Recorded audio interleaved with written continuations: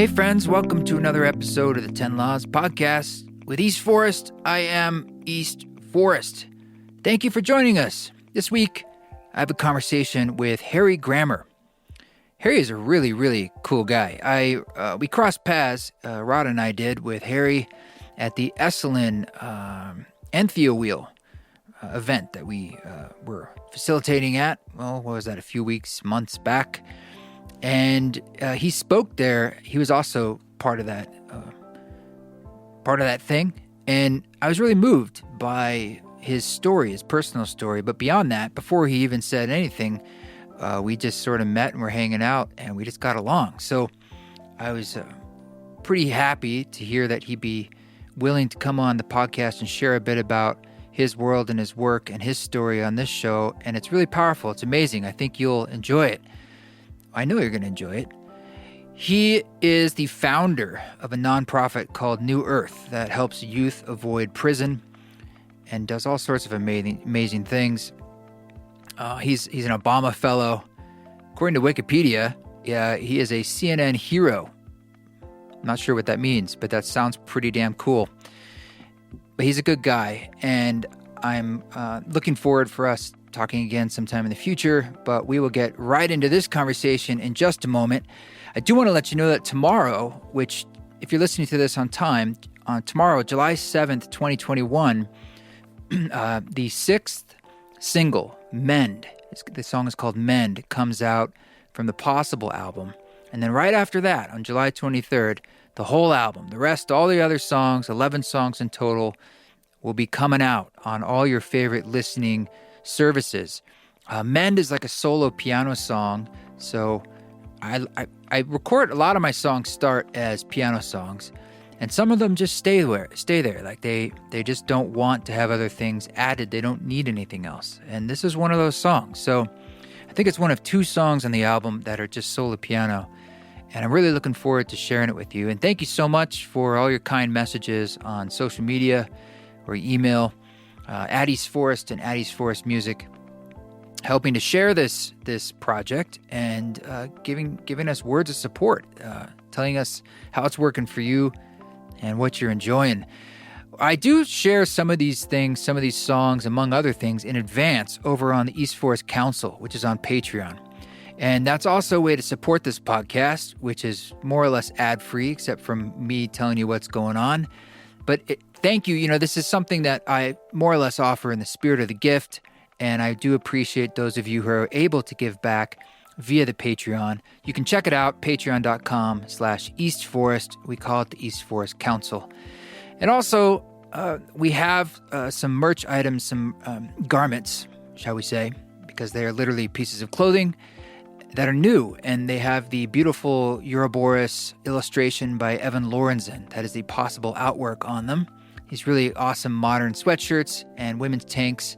You can check those out at eastforest.org, along with our perfume oils that we make ourselves. And we have the Possible vinyl, which will start shipping in like a couple weeks, 1 or 2 weeks. So technically you're pre-ordering it now, but it ships now in July, which is very exciting. It's crazy because there's been all these, shortages in supply chains, and the vinyl business was not immune from that. There happened to also be a fire at apparently one of the places that makes the actual vinyl, I believe. And apparently there are only like 2 of them or something in the whole country. And so when this massive fire happened, there just wasn't any more vinyl. So that was a bit of a problem. But I'm sure it seems like no one's immune at this point from things slowing down in the supply chains, which just seems to be another symptom of the world and nature and the planet wanting to slow down. I don't know about you, but does it feel like the past month or so, everyone's like, yeah, we're done with this COVID thing and let's get back to the business? And it's just not working like that. I don't even feel comfortable totally with that. I still very much feel I'm in a liminal space of not knowing exactly how the new world will emerge, knowing the elements I want to bring into it, but it hasn't arrived. And it's not, do we ever arrive, really? It's a process. And I think we need to give ourselves that compassion to recognize that it's okay to feel a little stressed out right now, or to feel like, I don't feel like I'm on this train fully that's moving ahead with abandon. Maybe you want to take things a little slower. For myself, just a couple days ago, like I had planned, I always, my calendar, it's all planned out, and I was planning to go down to southern Utah. I won't bore you with the reasons why, but it takes a lot of planning. And I headed out and it just didn't work. Like there was car trouble, there all sorts of things weren't happening, and I actually had to turn around and come back. And so it actually ended up being like kind of good medicine for me, because I realized that I really just needed to take a minute and not be moving so much, even though I haven't been moving that much. But it was just showing me, is almost like there's this old saying that my friend Court Johnson says, the voice of 10 laws, that the soul sets up the lesson until you learn. And I was feeling that medicine the other day, and Rada's been a big support, but I really just, man, it felt like an inflection point where I just really needed to take a minute and just be. So, yes, there's lots of things going on in the world, in our lives, and certainly in my life, but also it's okay. It's okay to be like, I need to move at the pace that I feel is right for me at this moment. And I pray for you that you're able to do that. So for now, let's get into this conversation with Harry Grammer. Thank you to everyone who's given the podcast a review on Apple Podcasts. 5 stars while we're getting into this. It means a lot. All right, let's do this.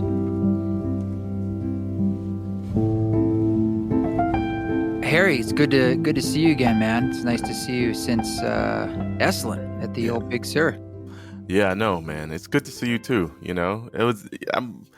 That was a lot of fun. I had a really good time up there at Eslin, and we really got some time to kind of dive in a little bit. We had a beautiful East Forest set, in our closing ceremony. I got to experience you live for the first time. That was really cool.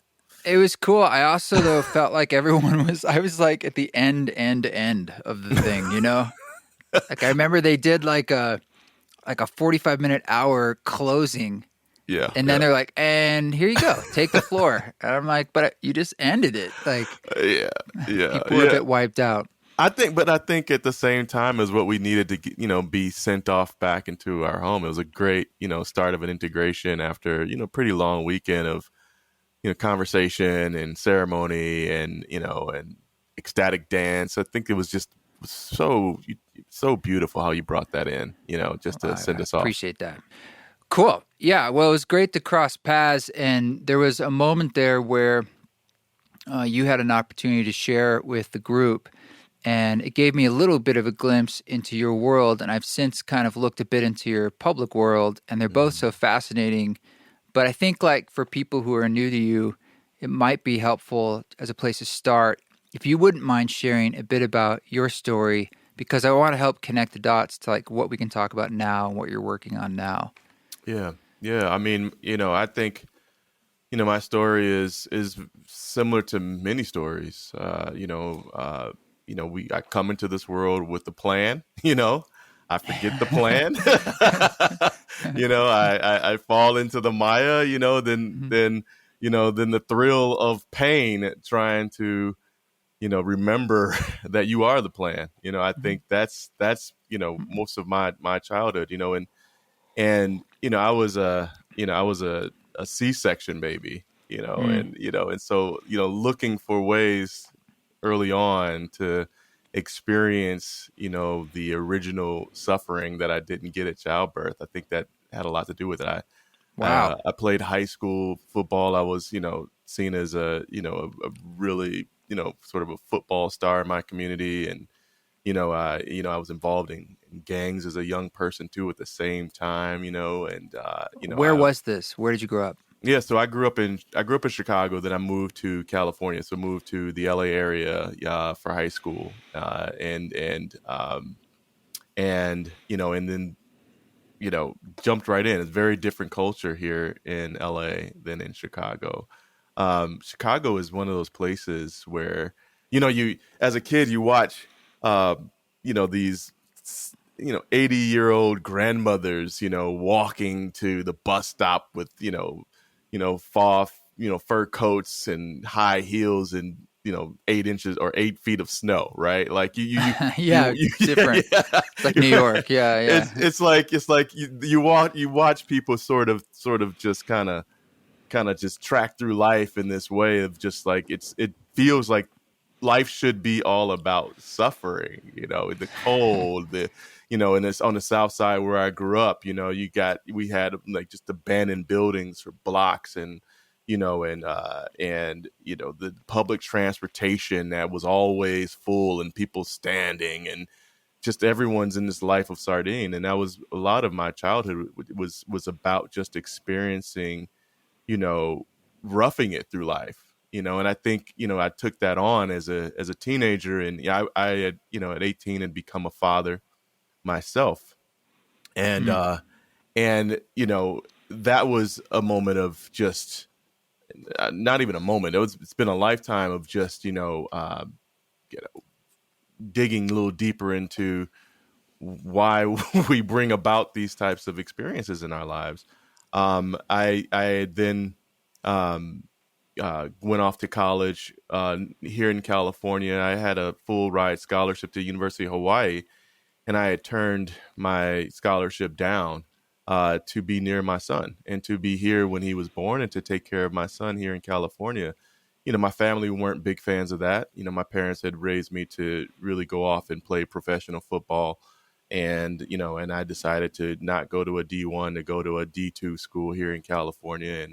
And you know, raising my son, working three jobs, dropping out of college eventually after 2 years, to then just be a full time, father and work. I was 20 years old, Mm. and most people that lived, next door to me, they were 45 and over. I was living a much older life at a very young age, and then went through a divorce, with my son's mother, later in my early 20s still, and experienced a little bit of alienation even at that point, and I think that sent me a little bit on a bit of a soul search, for what is this thing? Why do I keep falling into these massive holes in my life? And This and is your and mid 20s. this is my mid 20s. So It's I, kind of I your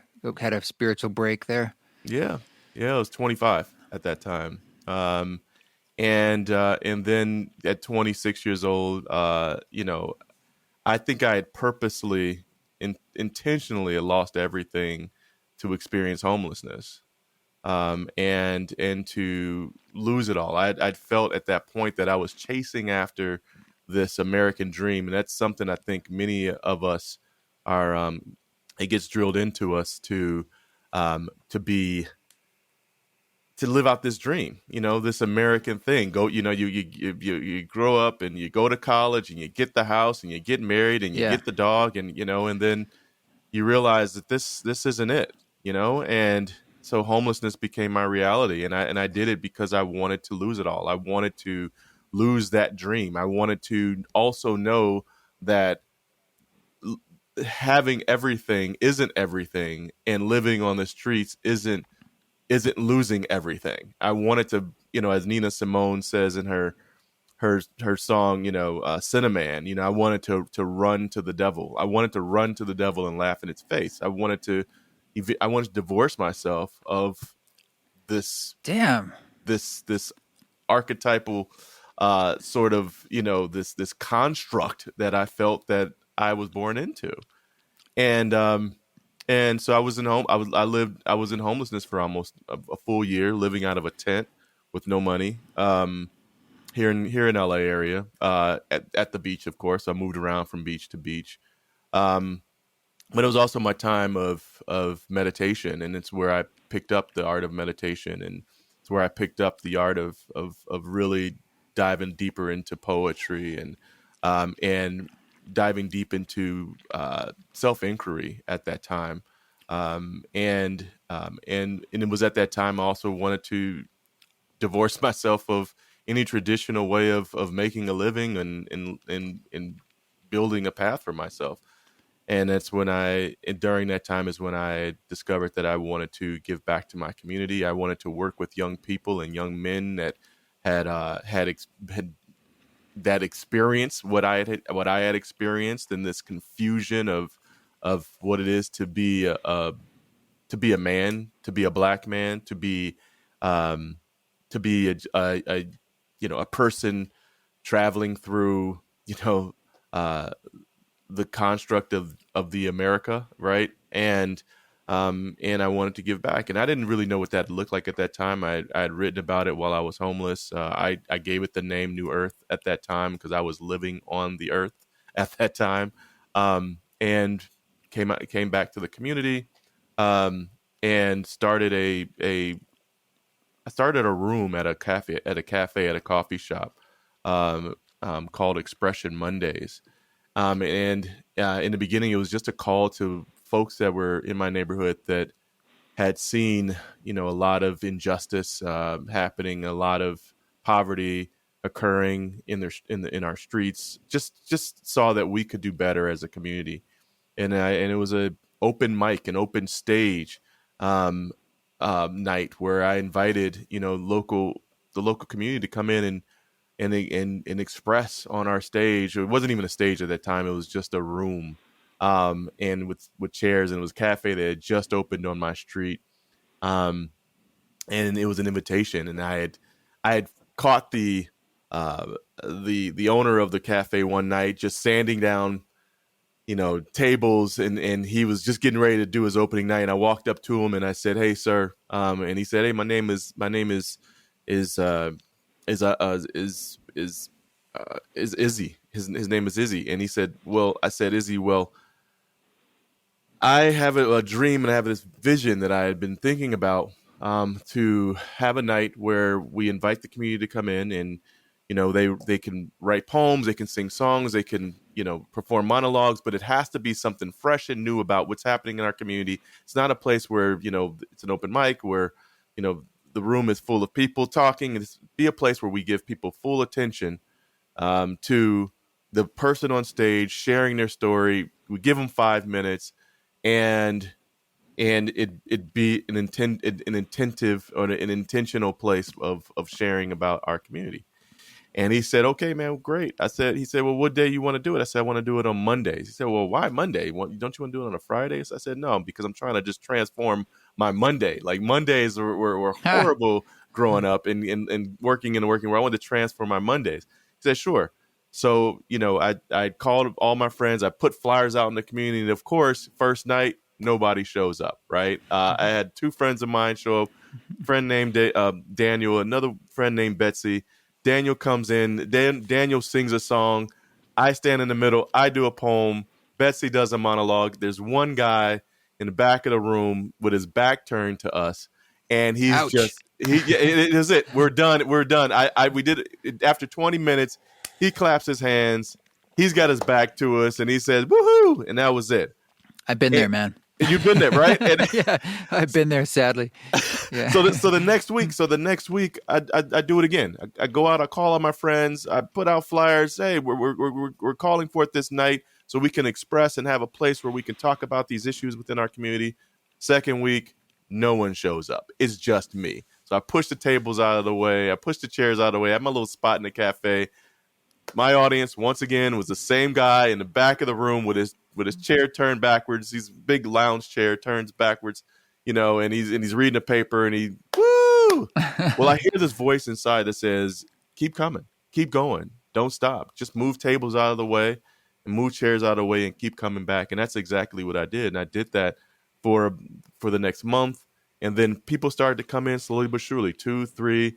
By within like 60 days, we had the place held like 45 people. That was the capacity of the place, and we had about 60 people showing up. And in about 90 days, it was so jam packed that I would have to put the speakers outside on the sidewalk for people to listen to what's going on inside the room. It became this sort of phenomenon that went on for about 3 years.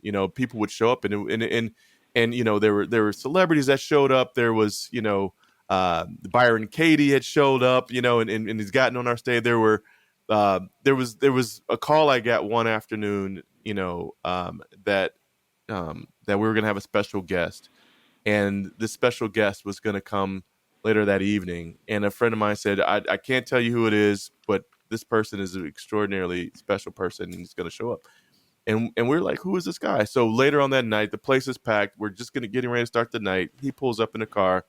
Out steps this elder gentleman, probably in his early 90s at that time, and he's dressed in all white.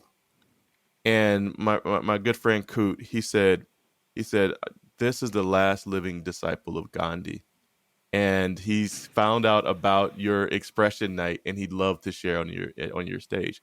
We weren't promoting anything. This is a totally underground thing. What year is this? This is 2005, right? So Okay.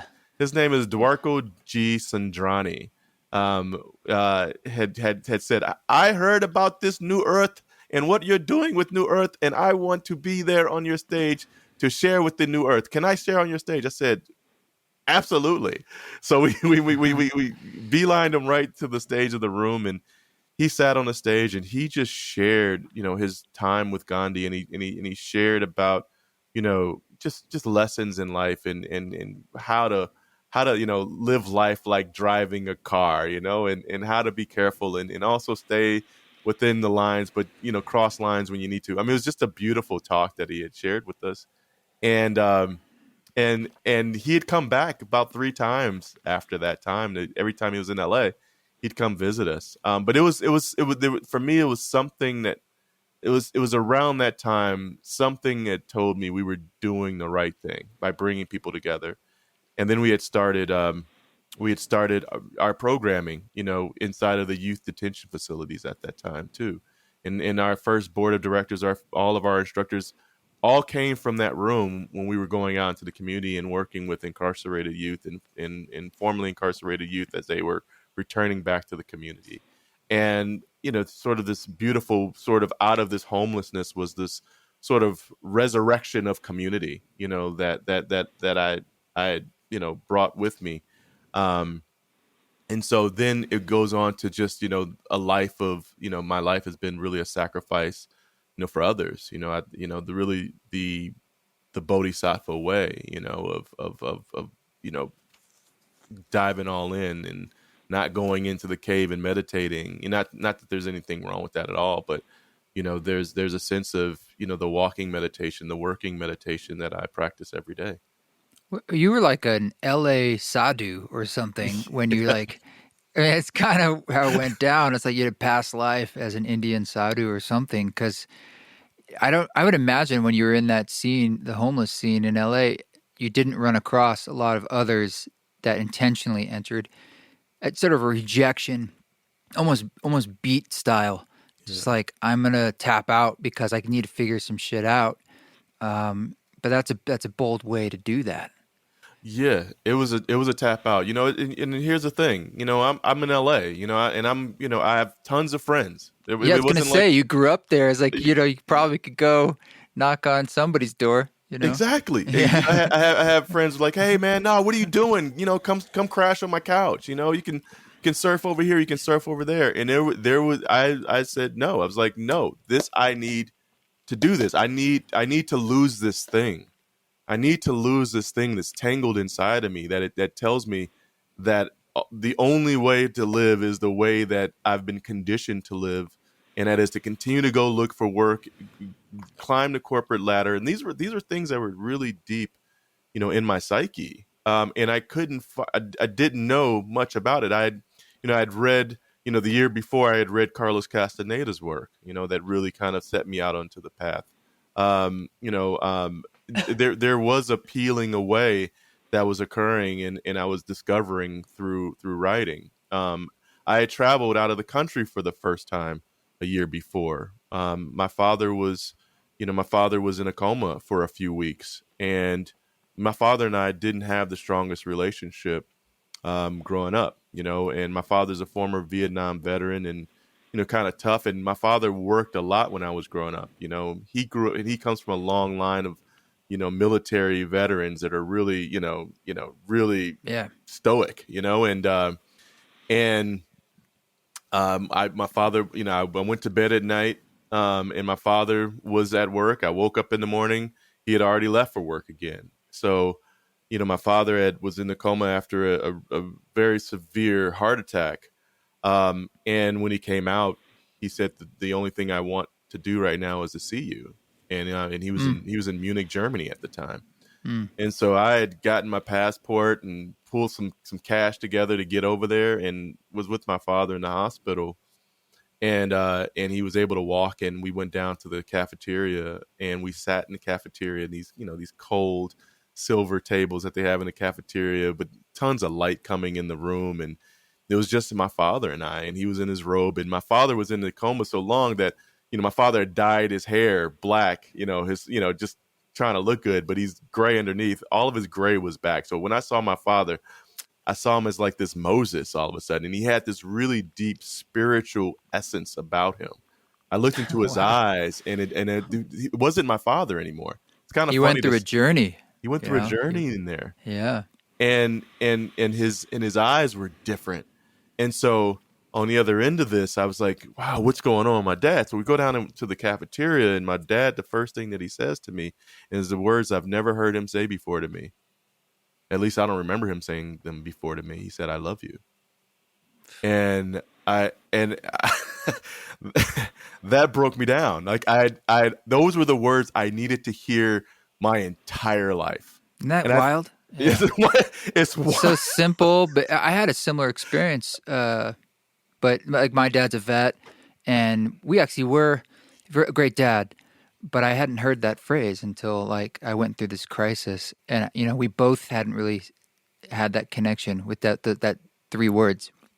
It's crazy. It's crazy. It's crazy. But now we do all the time. But it's like it's some weird thing about having to break through some kind of floodgate or this weird block. It's crazy. I you have think to almost die, right, to get that word. Yeah, it's like the red pill, man. For me, it was like when he said that, it was just like things just opened up. It was like a code word. It was like it's like from there. That's where it started. All of this, all who I am today, started from those 3 words. I really do believe that. Wow, it gives me chills.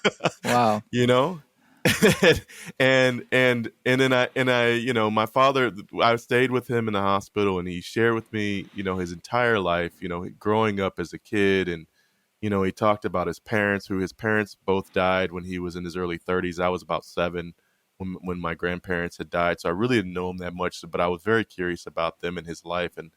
And he had gone through and told me more about, just raising us and, and toughness around, work and climbing the corporate ladder. And it was really tough for a black man during the 70s to climb the ladder and just, a lot of his regrets, and, he had, got some parts put in his heart, and, and he went off back home about 3 weeks later. I'd stuck around in Europe for about another month.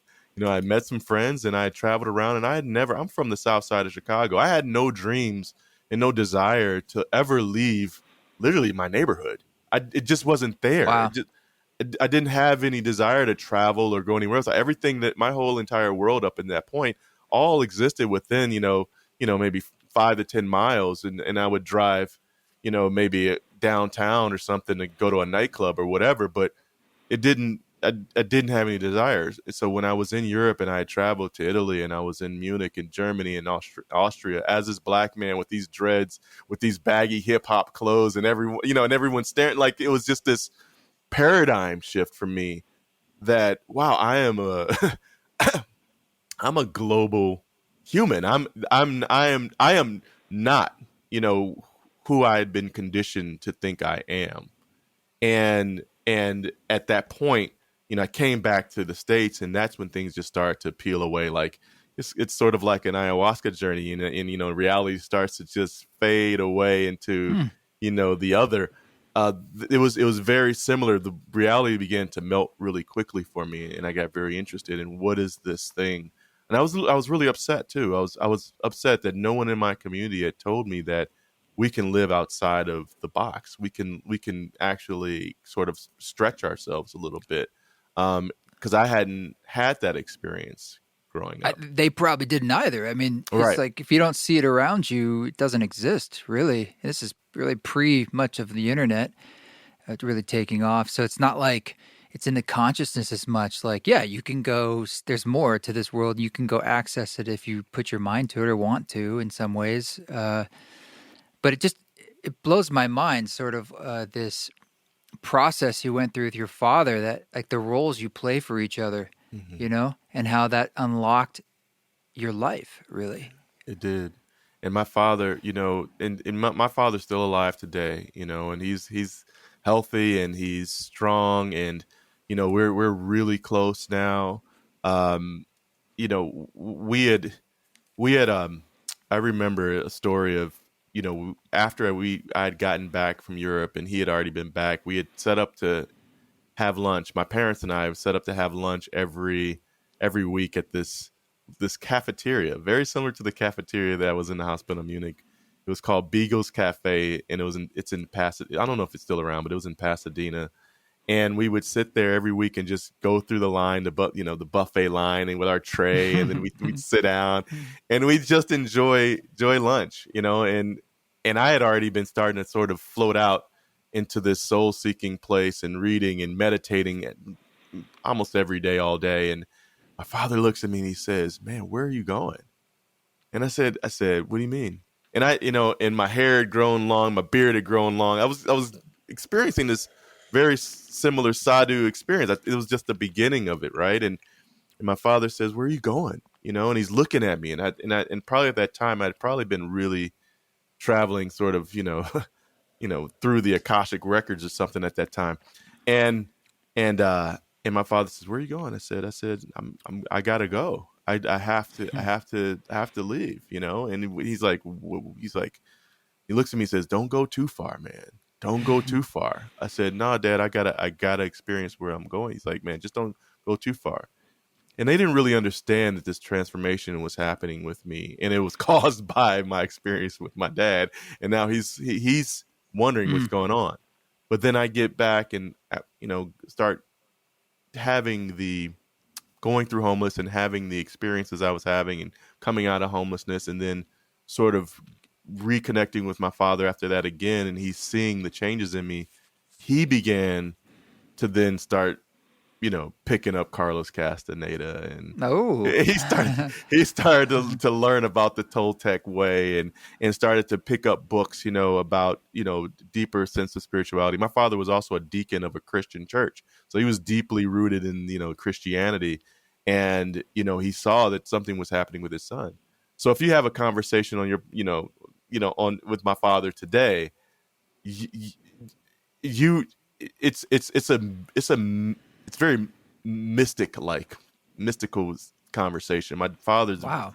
deeply rooted in spirituality, and and meditation, and writing, and he's working on a new book right now. But my father is he's and he came back. He said, "Hey, you did this to me." I said, "Well, you did this to Mm. me," Yeah, right.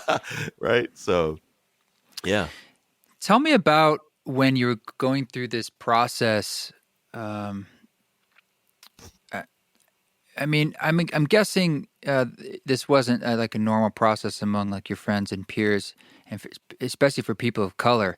Yeah. And like, for some reason, like you had your own. It was very strong for you. Like you need like, how did you even like have a lineage or learn about meditation and have it really click for you? Did you have any teachers, or what access did you have to that? And what I'm kind of leading to is like, I feel like a big issue today is we're thinking about accessibility, Mhm. and that's a question that's like on the forefront of my mind, whether it's psychedelic therapy or meditation or anything wellness, really. Just so, how did that work for you? And is there anything you think that we could learn about how that connects to today? Yeah, I was so ready for something other than what I was experiencing. I'd gone through a tough childhood, and being shot at and near death experiences, during childhood. I'd gone through a really hard divorce. I had experienced, my father, going through a coma, and it was, it was really hard for me right around the same time going through the divorce. And I just I wanted to escape. I really wanted to find a way to escape. I knew that there was this world that everyone was subscribing to that seemed to be really hard, and the only way to make it is if you suffer. And then I saw that there's got to be other ways. So I'd looked for ways. I picked up books. I had heard, you know, uh, people talking about it. At that time there weren't any podcasts, but there were, talk shows on AM radio, and I'd heard folks talking about, you know, meditation. So it was what I had sought for. I looked for this.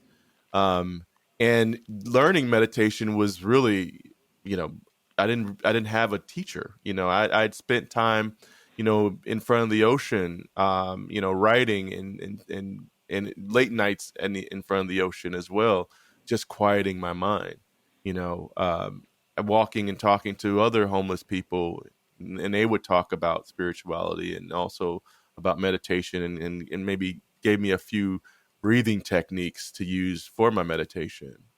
Wow. The best wisdom was on Venice Beach, man. I mean, people Do you don't think that's still true? You just got to find it. You got to find it in the. It'll the find noise. you. It'll really find you on find- Venice Beach. It really will. I was shocked because I found wisdom in almost every person that I seriously sat down with and got deep with. There's someone in everyone, Yeah. and it's just a matter of taking the time to be with people. The wisdom that comes out of, especially people who have divorced themselves from the construct of, of the world, in a sense, have a really deep sense of wisdom and knowledge that, a lot of us, because we're in our day to day, don't have time to stop and listen to.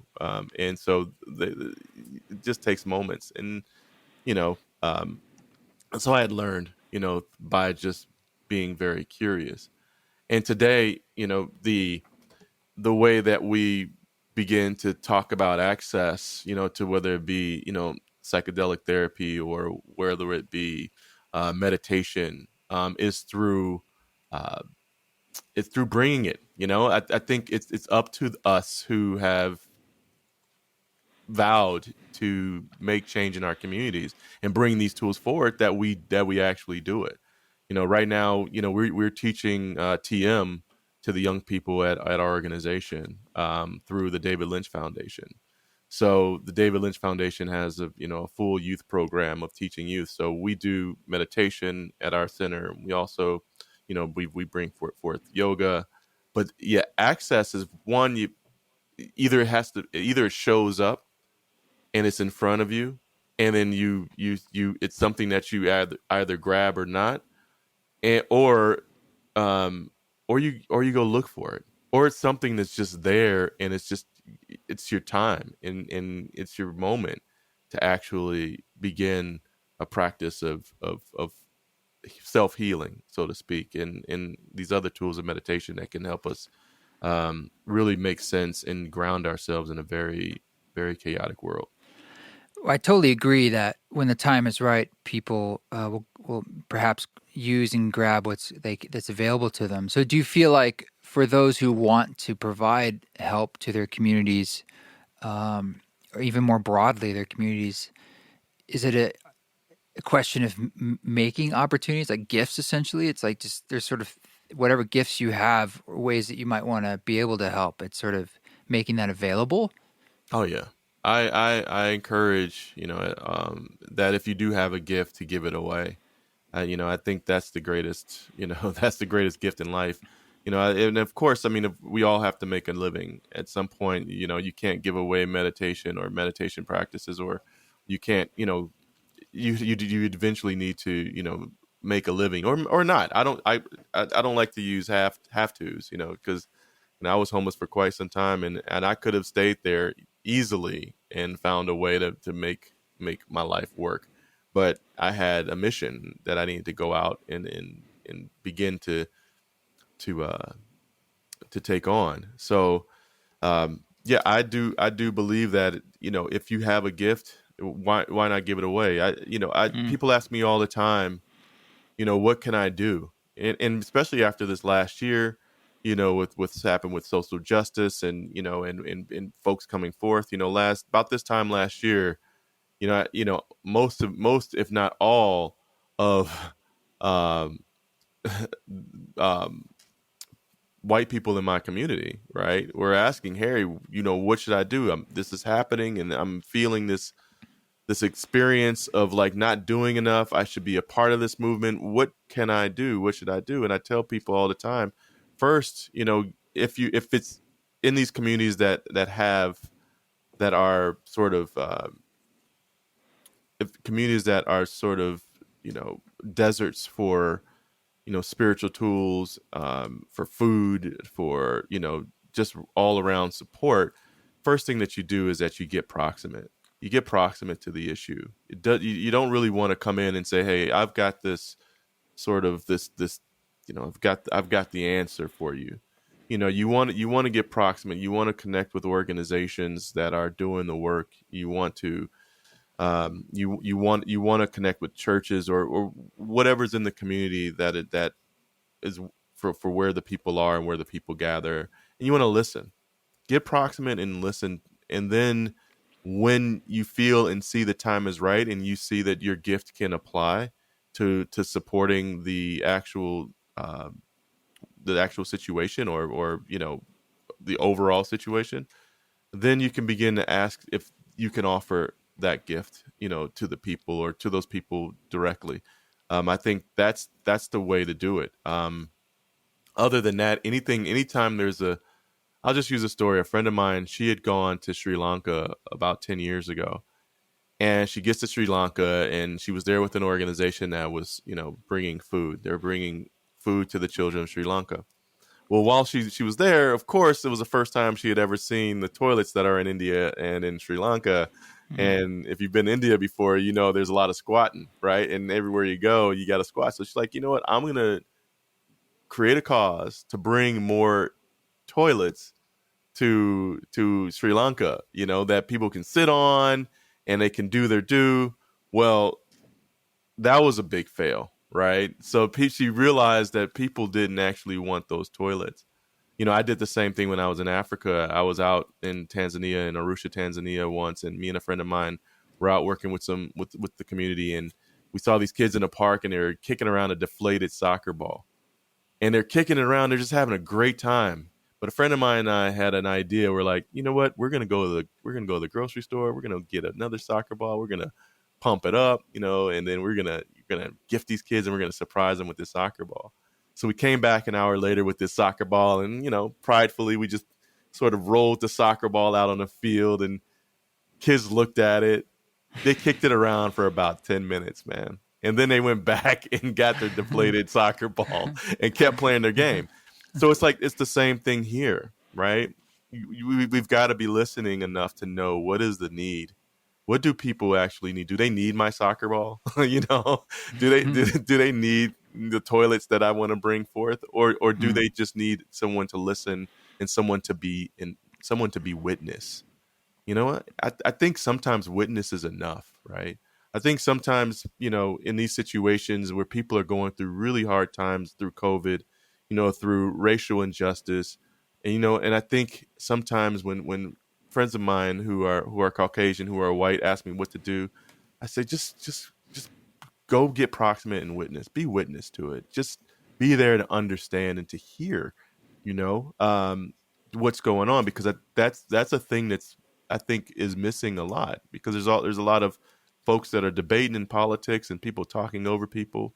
Sometimes it's just, let's be in a room and let's just be, and Yeah. it's really hard for us to do that sometimes. I mean, at the base level, that witnessing with just your full presence on any level, in any situation, with any Yeah. person, is kind of the core level gift that we're able to give. You might manifest certain actions from that, and even in that, how much witnessing can you bring of the present moment? But that's what Ram Dass did the first moment I met him, and I was just struck by the power of his extreme loving presence with a stranger as soon as we started recording. Now, I'm not saying he's like at all moments, at all times with everyone around him. That's physically impossible to give that much energy. But, he was choosing in that moment to say, okay, boom, here's all of me. And there wasn't a coldness to it, but it's so, if you could, even if you look at it from a metaphysical perspective, if it's all one, it's the one finally saying like, there we are, there I am, and otherwise you feel like a ghost. It's just like, where am I? Here I'm looking around the world all the time, and everyone's asleep and in their systems and their othersness. So that's really always a wonderful place to start, because in that space is a very pure form of listening, of receiving. As you're giving this presence, you're just open to like what's happening. Well, it's all we got. Think Right. about it. It's all we got. We come into this life, and it's a life. I mean, no one really knows what's happening after our heart stops. You know what I mean? Like no one really knows. Everyone is speculated. Life after death, or no life after death, or this is it. No one really knows. So, what are we gonna do with it right now?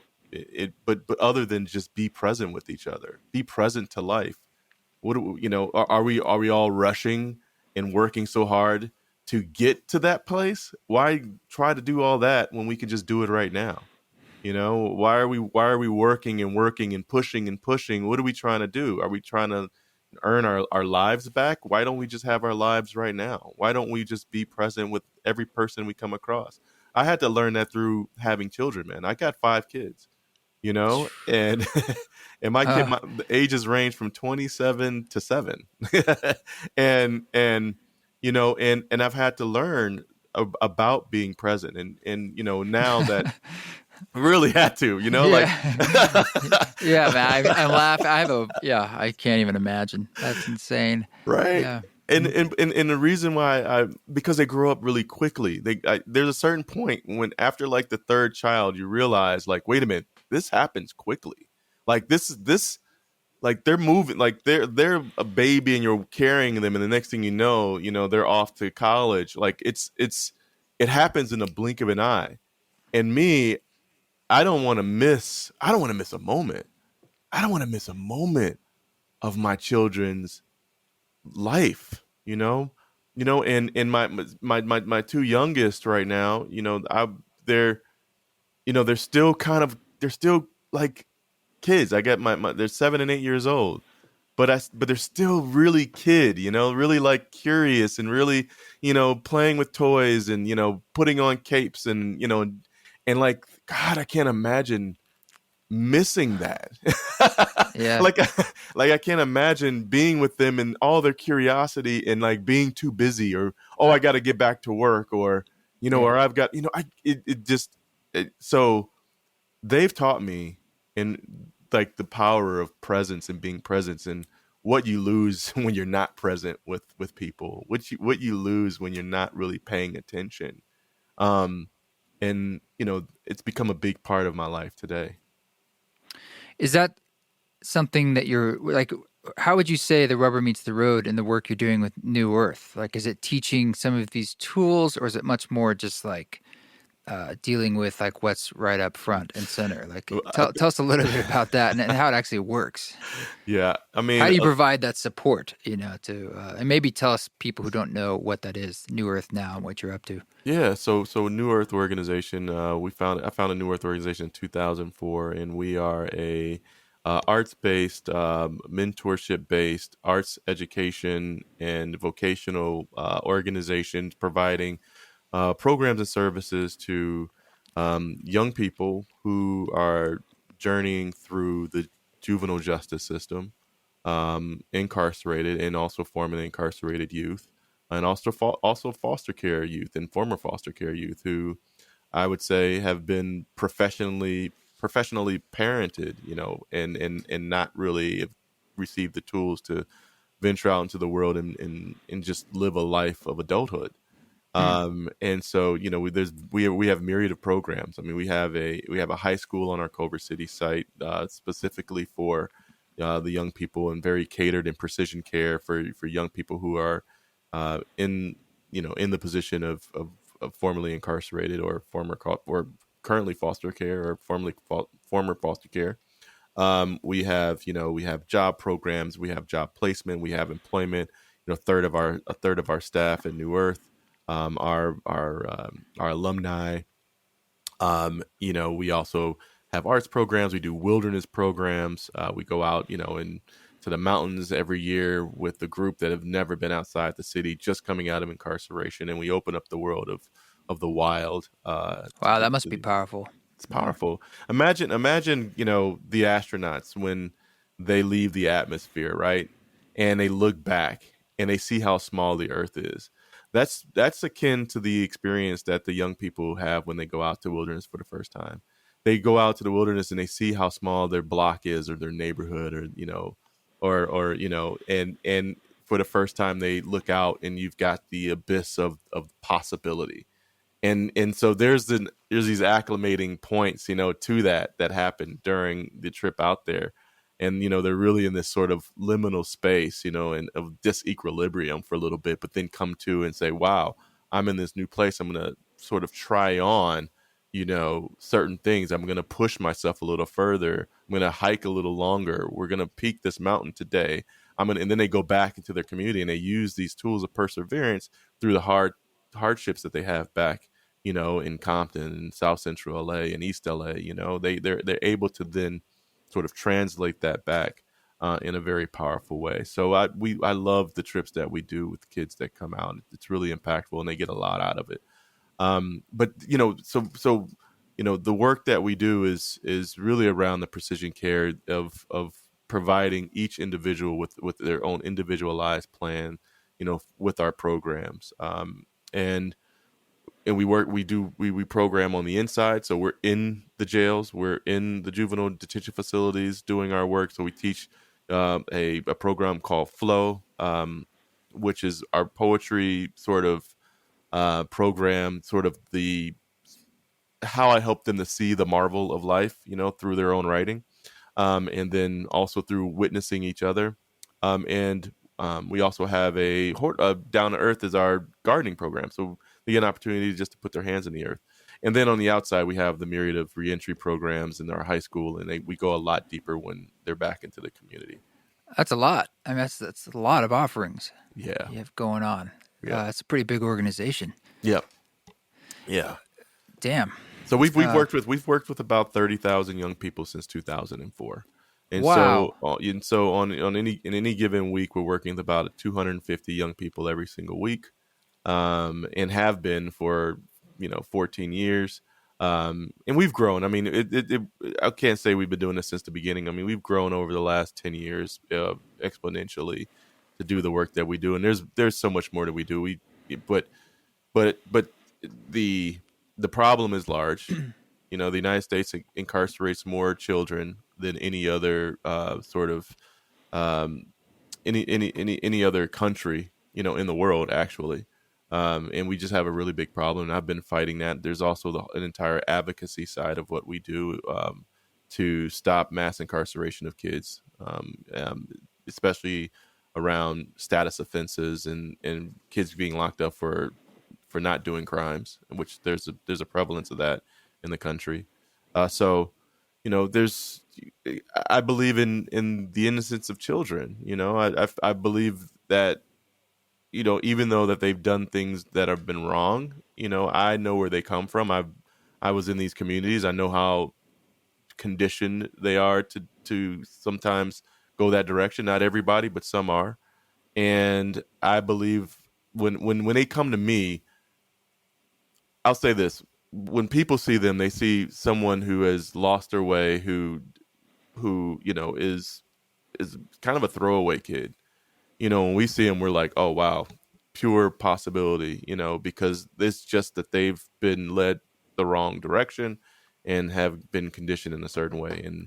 And we help them to look in the mirror, see what's going on, and dust them off, um, and send them out in the world. And we've had incredible success. We have a 5% recidivism rate. The county of LA, who also does this kind of work with through probation, has a almost a 90% recidivism rate.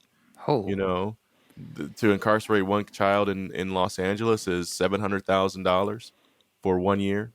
Our program is $5,500 for 1 year to help a young person. So and look at our change. So it's good work. It's needed, not just here in LA but all over the country. To help support our future, who are the children.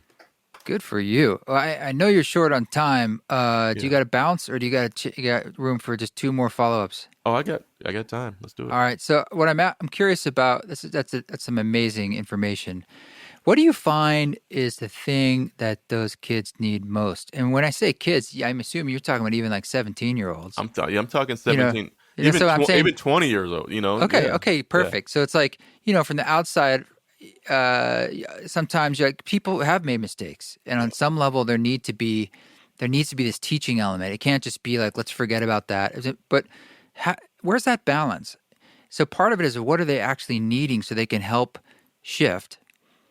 And what role does it play in sort of this cause and effect of, something's happened that they've ended up with you, right? Yeah. Like things have gone on for a myriad of causes. Mm-hmm. This is all going to go down to one thing, and it's going to sound really simple. I love it. And it's been talked about, heavily, but no one's really paying attention. But this all comes down to poverty. That's it.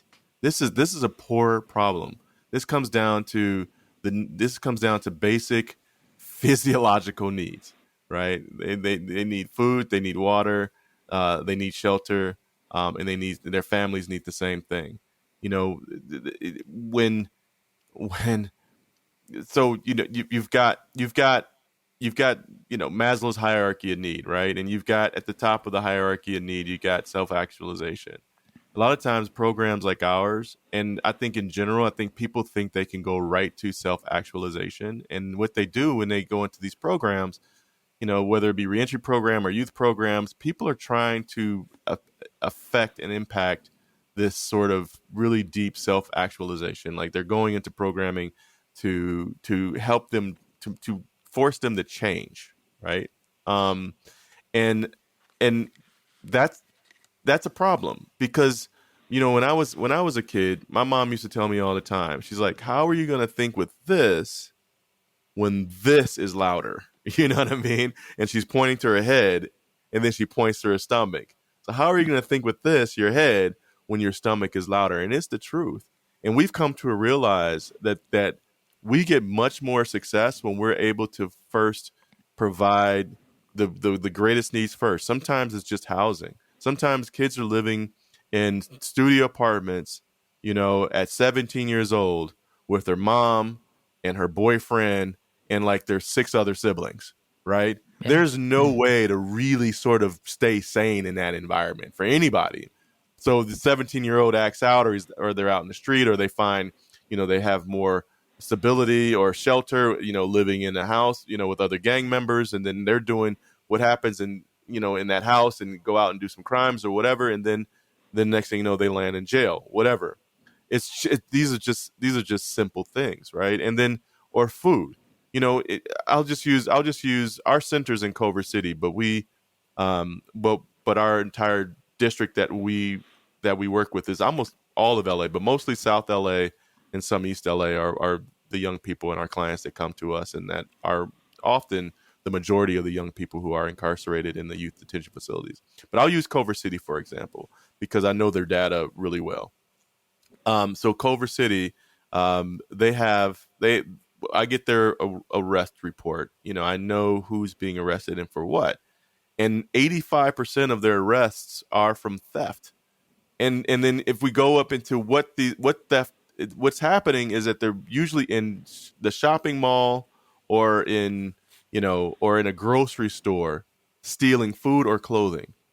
That's it. They're not out, breaking up, you know, jewelry, cases at a jewelry store and stealing jewelry. They're not robbing banks, or they're not carjacking. They're stealing some things that are just basic in necessity. They may be some nice things, but at the same time, they don't have these things. These are things that most of us can pretty much afford, but they can't afford it, so they're being arrested. So we started a diversion program in Culver City. We're contracted with the Culver City Police Department. And so in lieu of arrest, young people that get arrested for these low-level offenses and also even some low-level felonies, instead of going directly to jail and being booked and going into the system, they get sent to our organization, and we work with them. And we have an entire diversion program where at this point I think we have a 1% recidivism rate, or 1% rearrest rate for young people. We started this program 2 years ago. So so then at that point, what we do, because we know why they went into why they were arrested in the first place, what we do is then we provide them with these basic physiological needs, and also we do full wraparound, meaning we provide them with the therapy and counseling, people that just are present in their life. And we just talked a little bit about being present. Like our entire staff, we're hyper present sometimes, because we know that works. Kids need to be seen. They need to be heard. They don't need to be talked over or stepped on.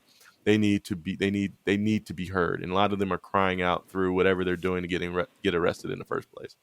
So, that's a little bit about it right there. That's a hyper presence. I love that, and support. And that thank you for sharing that. Well, how can people dig into your world and learn more, or connect? Yeah, so I am going to be doing so Eslin. I'll be doing an upcoming series at Eslin next year. So I'll be doing a 4-part. They've invited me to come in and do a 4-part retreat series at Eslin next year, focusing on ancestral wound, generational trauma, and just giving people the opportunity to press pause, and we're inviting we're inviting folks from communities of color to come by and be a part of this retreat. And it's about opening the heart and letting go, and creating a space for a deeper connection with themselves and with the community and with our surroundings. I'm right now I'm calling it making room for love, because it's not going to be about trauma. Trauma is just something we need to actually just sort of journey into a little bit to be on the other side, to make room for more love and more love presence in our life. And so there'll be a mixture of sort of compassionate inquiry. A lot of it's going to be experiential, through, ecstatic dance and through probably breath work and other things. And the intention is really just to surface some of these traumas, so then we can get back to being in love. And Eslin is just a beautiful location for something like this to take place. So that's January 28th is going to be the first one. And then the next dates are going to come follow. But we're going to break it down from there's going to be a general population that's going to come. This is, adults 18 and over. Then there'll be a couples. Then there'll be a veterans and formerly incarcerated group. And then also older adults later in the year. So breaking it down into different groups of people to attend. Dig it. I was hoping you'd say it was in November. That's when we're going back doing our retreat. Are you really? This year? I haven't announced it, but it's probably going to be mid-November, yeah. All right. Okay. Yeah. Well, maybe we'll try to... You let me know your dates, see what I can do if I can be the other one going on. And then we can get some tub time. I love that, man. And so for people, I'm at harrygrammer.com, my website, newearthlife.org, social media handles, New Earth Life for New Earth, my IG, Harry Grammer, or actually Grammer Harry. I forgot, I turned that around. Grammer Harry, and Facebook official Harry Grammer. And then I'll be launching a podcast later this summer called Liminal. And so Dig you it. can watch out for that. Yeah. Man, I love it. Love it. I'd love to keep this conversation going in the future. I feel like there's a lot more we can get into, and I'd like to do more listening. And so I appreciate your time. I had one quick kind of side question. Sure. I saw that you are an Obama fellow, Yeah. which is pretty cool. You have many other accolades, but is this something where, like, do you have Obama's number on speed dial? Just curious. No, I don't have it on speed dial. Could you text Obama? I could get to Obama pretty quickly. Yeah, I can. Damn. I believe I can. You ever had a hang? We've hung, man. We've hung, man. Yeah. Obama's a funny character. Yeah. He's being with Obama is like being at a, improv night, man. Like he's a great guy. He's great spirit. We were as Obama fellows, we did a barbecue with Obama a couple years ago, man. And was he working the grill? Was he like he wasn't working the grill. But it's a trip because, it's the first barbecue I had ever attended in the backyard of somebody's house, right? Where when I looked up, and I just took a moment to look up, every house around me had a sniper on top. There's a dude with a rifle. You're like, I don't know. Do I feel safer or less safe? Yeah. It's like, right. All of us are cool, guys. Everyone down here is cool. Yeah. And so he's really funny. It was when I had first met him, to tell this story, that when I first met him, we were all in this room and we were sitting in a circle and he came into the room and, he came in and it was just like, oh man, so, he's in the room. And for the first time being in the room with Obama, there's a pretty big presence, man. It's like, whoa, okay. He goes around the circle and he's just shaking everyone's hand and just, welcoming everyone to the fellowship. And he goes around and he comes to me and I'm just really kind of just nervous, and he comes to me and he sticks his hand out and I stuck my hand out. I said, Mr. President, so good to meet you. I'm Harry Grammer. And then he gave me this look, and you've seen the look Obama has given before, where he just kind of tilts his head a little bit, and he looks at me and he says, "Man, I know who you are." Woo, that's a moment. And it was just like, oh man, and like, okay. And someone had taken a picture right after he walked away, and the picture I probably have it around somewhere. I've got this look on my face, just kind of like stone cold, like mouth open. But he's up to some really good work, man. I'm really, I feel really proud to be one of the inaugural, Obama fellows at the foundation, and the work that they're doing in the world, with connecting, each continent through their leaders programs, and what they're doing in Chicago and creating the presidential center that's going to support the surrounding community. It's not just going to be, you go to some of these presidential centers and it's just really all about the president, but here, this is a place where it's going to be a gathering space where people can come together, and there's going to be, sort of like a YMCA style basketball courts where it's going to be a gathering space of art and conversations about community change, and it's going to reflect much of the community. And I just, I really feel good about what they're doing in their post-presidency. And I say them because Michelle is very much part of the post-presidency with him. And they're both, moving forward really powerfully and strong, and the foundation is doing a phenomenal job. Well, thank you so much for sharing your time, man. And brother, I look forward to crossing paths again. Brother. Yeah, man. Thank you this has been a treat. I really, man. Yeah, me too. And I just want to thank you, man. I really do. I want to just, send my heart out to yours right now, man, and just appreciate you, reaching out and asking me to be on this show, man. I feel honored.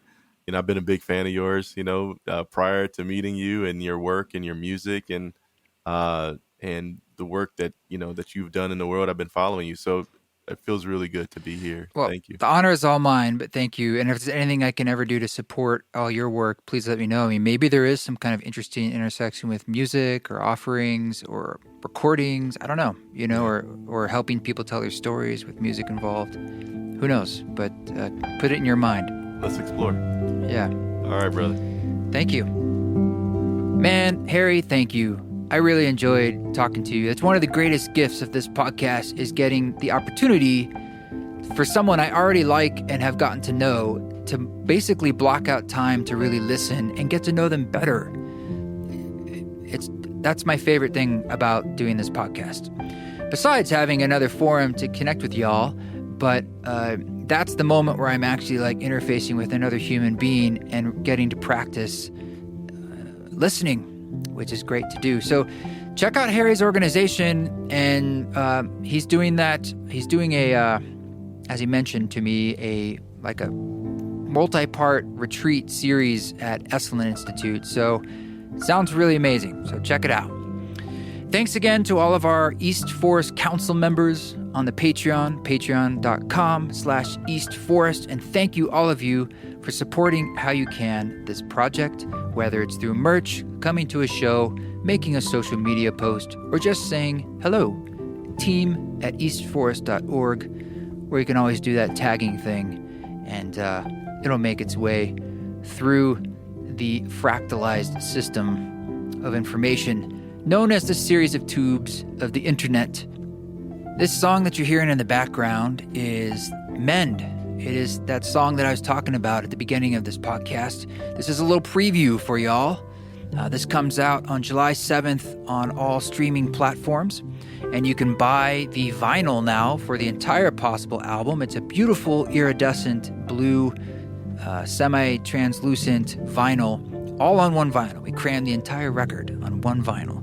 Shout out to our cutter for the vinyl, Dietrich, because that's not easy to do. He got 24 minutes on either side and did a good job at it, if I must say.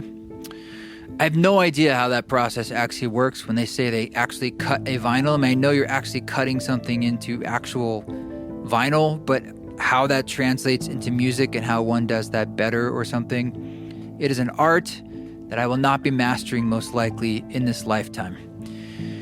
But that is a song, Mend. And on July 23rd, all 11 tracks from the Possible album will be released into the wilds of this world. Thank you so much for listening. Lots more to come. But for now, we'll sign off. I'll catch you next week. You guys keep walking your walk. Don't take any shit. But if you do, do it with grace. Do it with grace. Do it with grace. Do it with grace. Do it with grace. Do it with grace. Do it with grace. Do it with grace.